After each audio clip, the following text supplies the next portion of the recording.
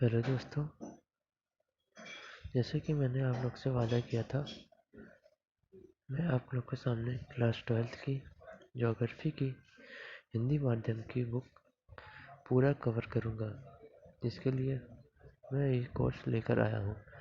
इसमें मैं class 12th की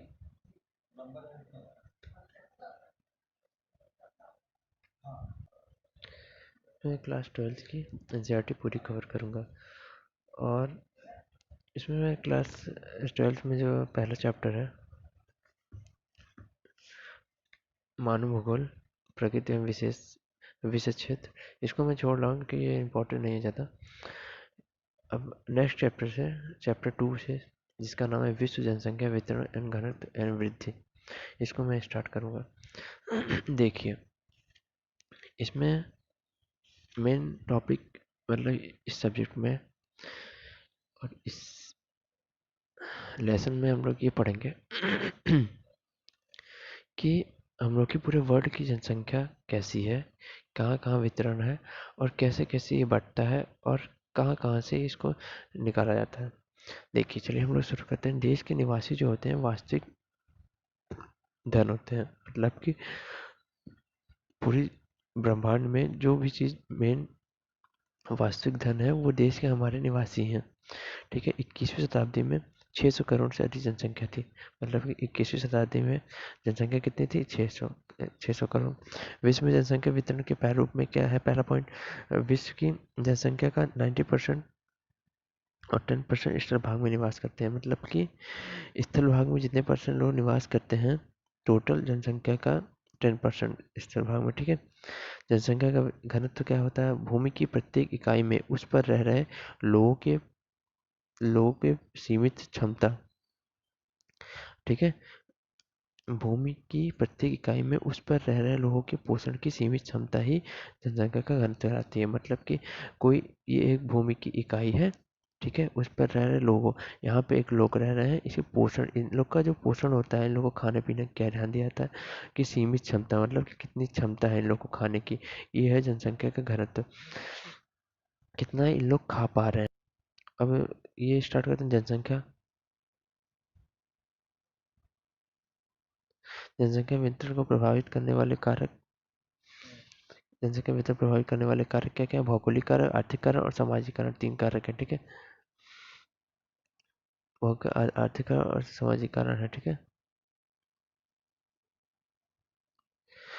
पहले भौगोलिक कारक। भौगोलिक कारक में क्या है कि भौगोलिक कारक में 4 पॉइंट है। जल की उपलब्धता, भूख, आकृति, जलवायु, वृद्धि है। ठीक है, और आर्थिक कारक में खनिज, नगरीकरण, औद्योगिकरण। और तीसरा सामाजिक, सामाजिक में सांस्कृतिक कारक आते हैं। ठीक है, अब देखिए हम लोग इस भौगोलिक कारण में जो पहला है, जल की उपलब्धता, मतलब जनसंख्या का वितरण को प्रभावित करने, मतलब कि जनसंख्या का वितरण जहाँ जहाँ हुआ है उन लोगों को क्या कौन कौन चीज़ प्रभावित करते हैं। जैसे कि पहला भौगोलिक कारण में जल की उपलब्धता है। जल की उपलब्धता में क्या करने करेंगे, मतलब कि कहाँ कहाँ कहाँ सबसे ज़्यादा जल पाया जाता है।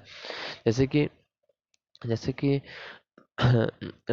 जहाँ पे जल आसानी से उपलब्ध होता है वहाँ पे ज़्यादा लोग निवास करेंगे, इसलिए ये जल की उपलब्धता सीधा कारक है इसको प्रभावित करने का। और भू आकृति मतलब जहाँ पहाड़ वहाड़ है वहाँ कम लोग होंगे, जहाँ समतल मैदान है वहाँ ज़्यादा होंगे, इसलिए समतल मैदानों और ढालों पर बसने की वरीयता दी जाती है।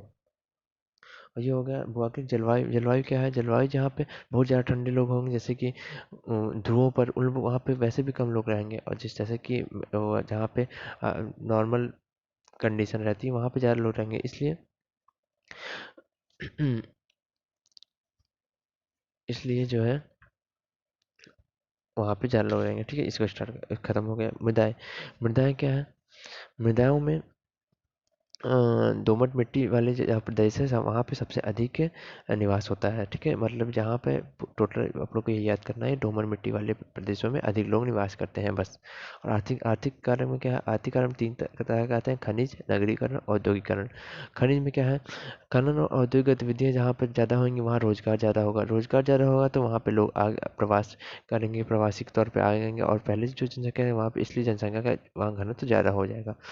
ये हो गया। और नगरीकरण, नगरीकरण क्या है? ग्रामीण क्षेत्रों से नगरीय क्षेत्रों में प्रवास जो होता है उसी को नगरीकरण कहते हैं। नगरीकरण क्या होता है? नगर रोजगार, बेहतर अवसर, चिकित्सा यहाँ पे पाई जाती है, इसलिए नगरीकरण होता है यहाँ पे, और ज़्यादा से ज़्यादा लोग आते हैं।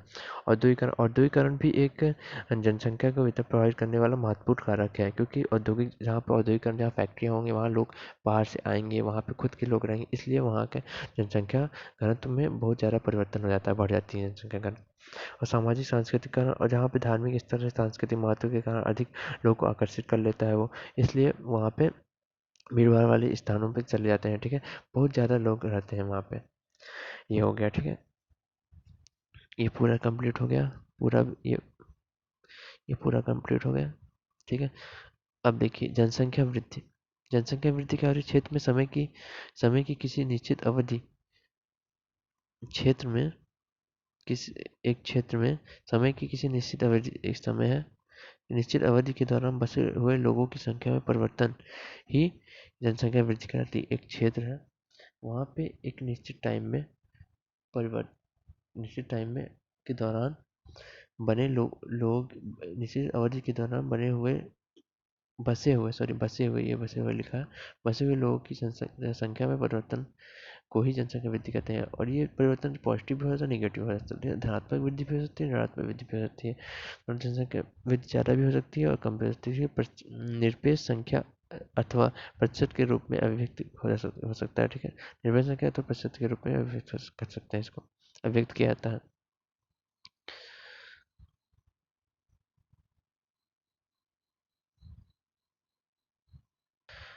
हाँ, अब हम लोग आते हैं कि जनसंख्या परिवर्तन के घटक तीन होते हैं: जन्म, प्रवास, मृत्यु।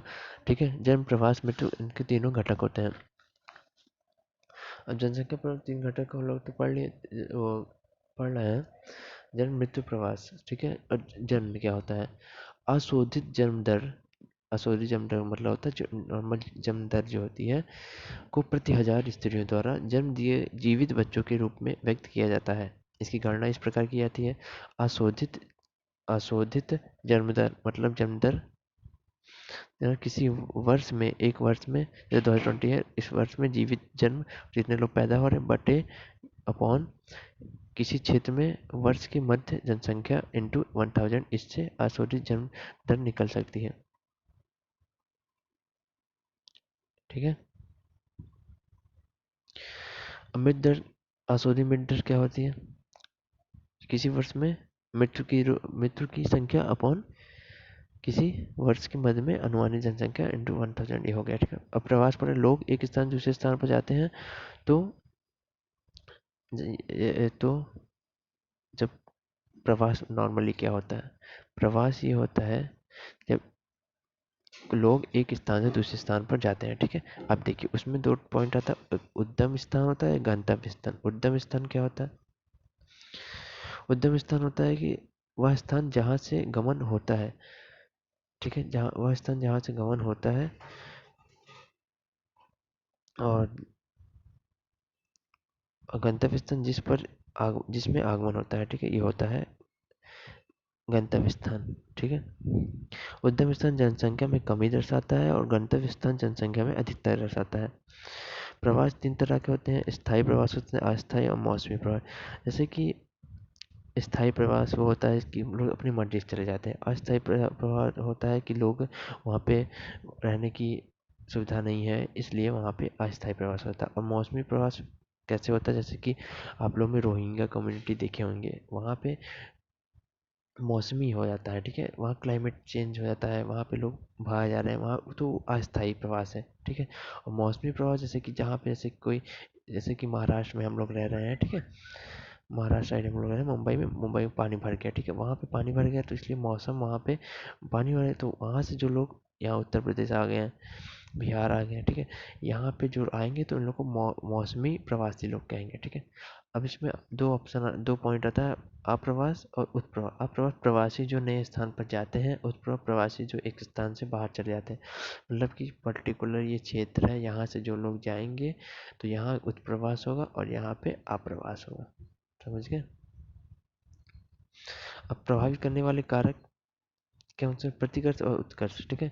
अपकर्ष ये ज़्यादा इंपॉर्टेंट नहीं है, बस इसको नाम रखिए। प्रतिकर्ष होता है, अपकर्ष होता है, ठीक है। जनसंख्या इसको इसको बाद में पढ़ेंगे, पहले इसको। जनसंख्या वृद्धि की प्रवृत्तियाँ जनसंख्या वृद्धि की प्रवृत्तियाँ क्या है? जनसंख्या वृद्धि आरंभिक कालों में विश्व की जनसंख्या धीरे धीरे बढ़ी थी, लेकिन अब बहुत तेज से बढ़ रही है, इसमें यही कहना चाहते हैं, ठीक है। और ये है कि महामारी व संक्रामक रोगों के विरुद्ध टीकाकरण, चिकित्सा सुविधाओं में सुधार तथा स्वच्छता ने पूरे विश्व में मृत्यु दरों की तीव्रता से घटाने में योगदान दिया है। इसमें 3 पॉइंट ये भी दिया गया है बुक में कि 20वीं सदी में जनसंख्या 4 गुना अधिक बढ़ी है सिर्फ अकेले, ठीक है। प्रतिवर्ष लगभग 8 करोड़ लोग पहले की जनसंख्या में जुट जाते हैं। ये सब हो गया, ठीक है। अब देखिए, ये इतना हो गया। अब जनसंख्या वृद्धि की प्रवृत्तियाँ हो गया। जनसंख्या परिवर्तन का प्रभाव मेन, इसमें मेन पॉइंट है कि जनसंख्या परिवर्तन जो होता है इसका मेन प्रभाव क्या पड़ता है हम लोग के जीवन पे। इसमें संसाधनों का ह्रास होता है, ठीक है। सबसे मेन पॉइंट संसाधनों का ह्रास होता है, ठीक है। जनसंख्या का पोषण करते मतलब ये हुआ वे संसाधन जो पहले जनसंख्या का पोषण करते थे, अब उस जनसंख्या के पोषण में सक्षम नहीं रहेंगे, ठीक है। मैंने इसका मतलब, अब जनांकी संक्रमण क्या होता है, ये इंपॉर्टेंट है, इसको ध्यान दीजिएगा जरा।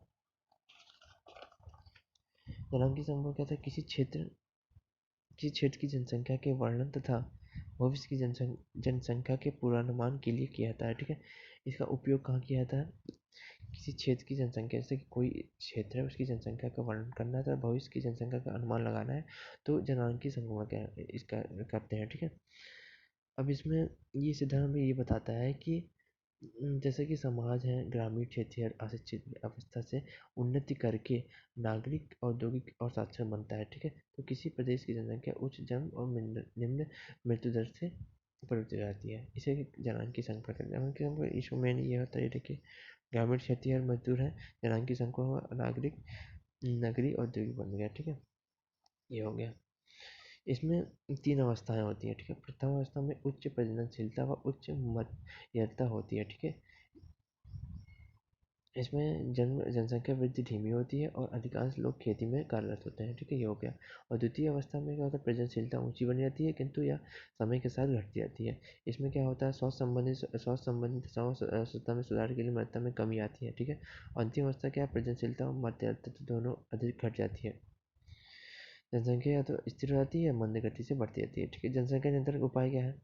जनसंख्या वृद्धि को सीमित करने, महिलाओं के स्वास्थ्य को बेहतर करने की भूमिका निभाती है, ठीक है। और इसमें एक खास तरह का सिद्धांत है, थॉमस माल्थस के सिद्धांत 1798। इसमें क्या कहता है? लोगों की संख्या जो होती है खाद्य आपूर्ति की अपेक्षा अधिक तेजी से बढ़ेगी। इसमें ये कहा है इन्होंने कि लोगों की संख्या जो है खाद्य आपूर्ति की अपेक्षा खाद्य आपूर्ति तो सीमित रहेगी। खाद्य आपूर्ति 100 में पहले था कि 7 लोग खाते थे, ठीक है। अब मतलब कि लोगों की संख्या तो बढ़ जाएगी, लेकिन खाद्य आपूर्ति इतनी रहेगी। खाद्य आपूर्ति 100 ही रहेगी और लोगों की जनसंख्या 1000 पहुंच जाएगी, मतलब 1000 में 100, तो इससे दिक्कत होगी काफ़ी, ठीक है। ये चैप्टर यहीं ख़त्म करते हैं हम लोग, अगला चैप्टर जल्दी लेकर आएंगे। Thank you. सब्सक्राइब कर लीजिए और लाइक कर दिया अगर पसंद आए। पहला लेक्चर था, थोड़ा मैं नर्वस था, इस वजह से थोड़ा, हम भी जानते हैं गड़बड़ हो गई, इसलिए अगला लेक्चर ध्यान से पढ़िए। धन्यवाद।